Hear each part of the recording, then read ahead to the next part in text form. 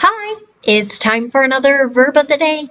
Today's verb is assure, and this verb was suggested by the viewer Abdi. Abdi, thank you for this suggestion. Now let's take a moment and review some of the definitions or ways that we can use this verb. The first way you might encounter the verb assure being used can mean to make sure of or to make certain of something. Related to this, our second definition is to tell someone positively or confidently in order to dispel or kind of eliminate any doubts that they may have. Also connected, our third definition here, to make something certain to happen. For this third definition, you might think of the verb guarantee. So all three definitions here are connected to this sort of idea of giving confidence and promising or making sure or certain that something will happen. For now, we should know that assure is a regular verb. To make the progressive form of this verb, we need to drop the E on the end because we have a verb that ends in the pattern vowel consonant E. Then we'll add ing, and that forms assuring.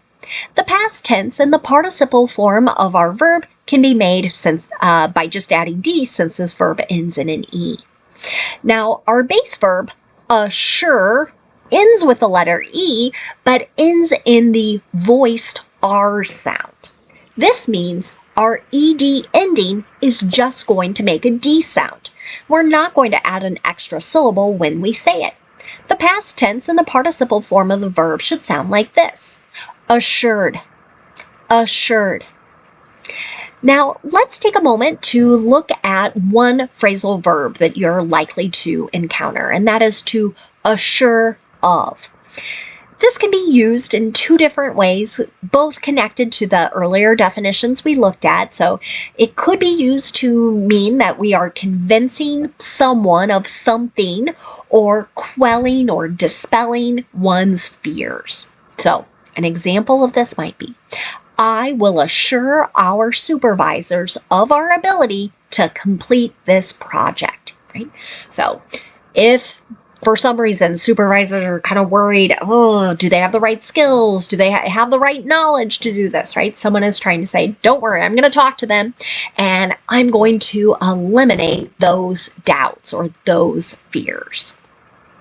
A second way to use assure of can mean to guarantee something to someone. An example of this might be, did he assure you of his good intentions? Again, kind of guaranteeing or promising, right? Like I'm doing or saying these things for this good reason. Now, let's continue using our verb of the day, assure, and we'll do a little verb tense review as we practice here. Today, we're going to review the present perfect and the simple future. Let's start with the present perfect. We can use this verb tense to describe different kinds of action. So one way to use it is to describe an action that started in the past and that continues into the present. A second way we can use it is to describe something that occurred in the past, but in the indefinite past tense. So here we might not know an exact date or time when this action occurred. We just know that it occurred at some point in the past. I always remind my students to notice that we have two letter P's in our verb tense here, present perfect, and that can help you remember you'll need two parts to make the verb. We will be using a present form of have and then the participle form of our verb. And have has two forms in the present tense, so we've got to pay attention to our subject. If our subject is I, you, we, or they, then we use have and then the participle form of the verb. But if our subject is he, she, or it, we'll use has and then the participle form of the verb. Let's take a look at an example sentence. Fire agencies have assured leaders that there is enough water to fight wildfires going forward. So this might go into that guarantee meaning, right? which is almost like a stronger form of promising, right? And again, we might want to also think about that definition of trying to reduce someone's fears.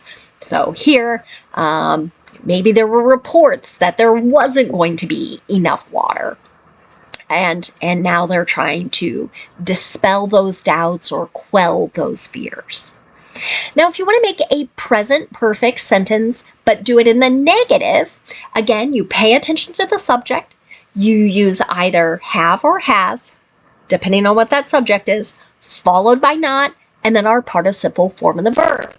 You might see have not combined into the contraction haven't, or has not combined into the contraction hasn't. Let's take a look at an example sentence. The team's play so far hasn't assured victory.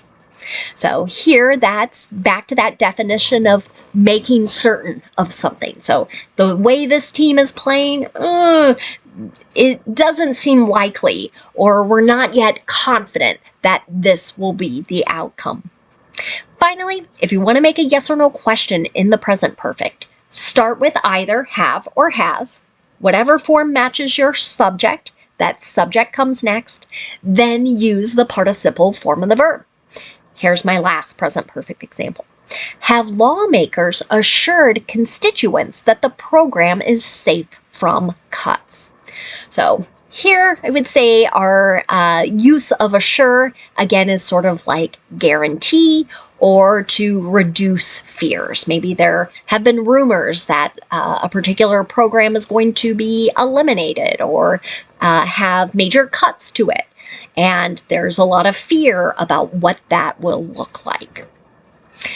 Now, let's move on and make some sentences in the simple future. Today, we're going to practice making sentences with will.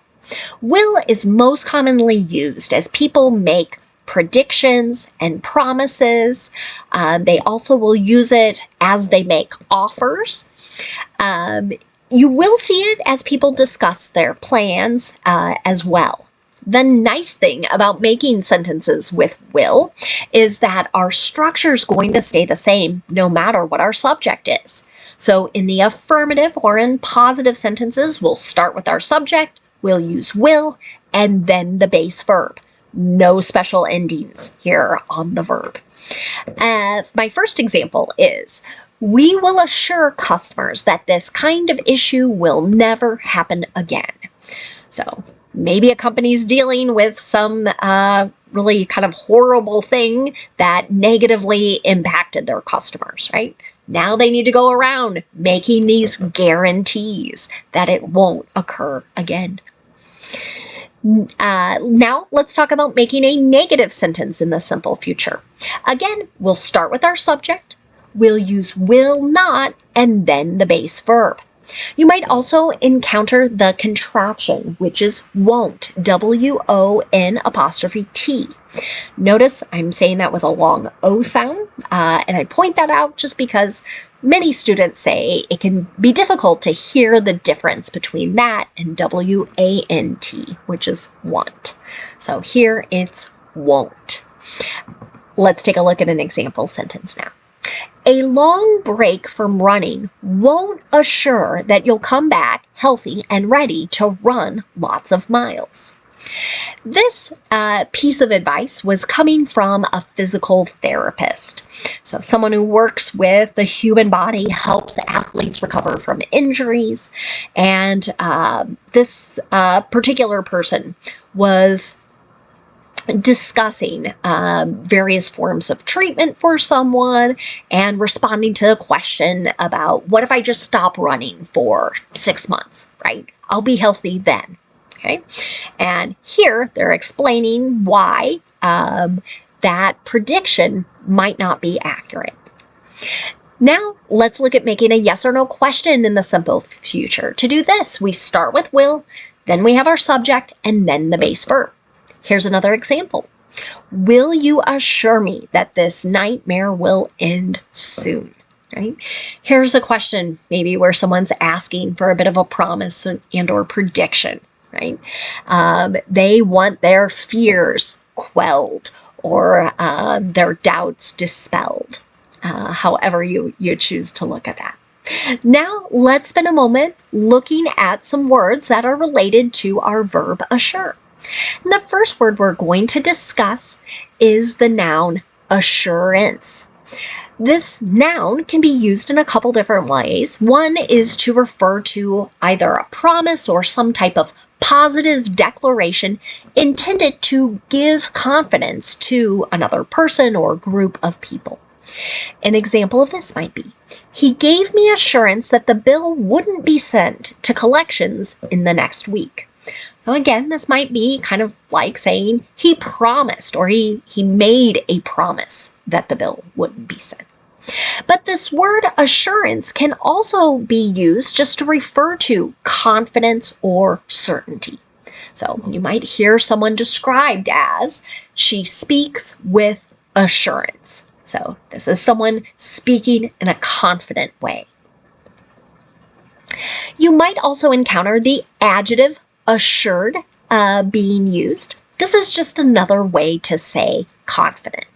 An example of this in a sentence could be, we need an assured leader during this turbulent time. Here, we need someone who's confident that they have solutions, right? Not someone else who's maybe nervous or a bit wishy-washy.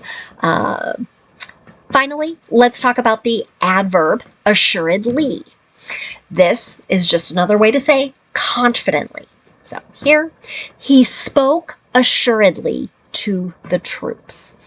Yet another way to describe the confident manner in which someone is interacting with others. Once again, I want to say a special thanks to Opti for recommending the verb assure. I thank you all for watching, and I hope you have a great day.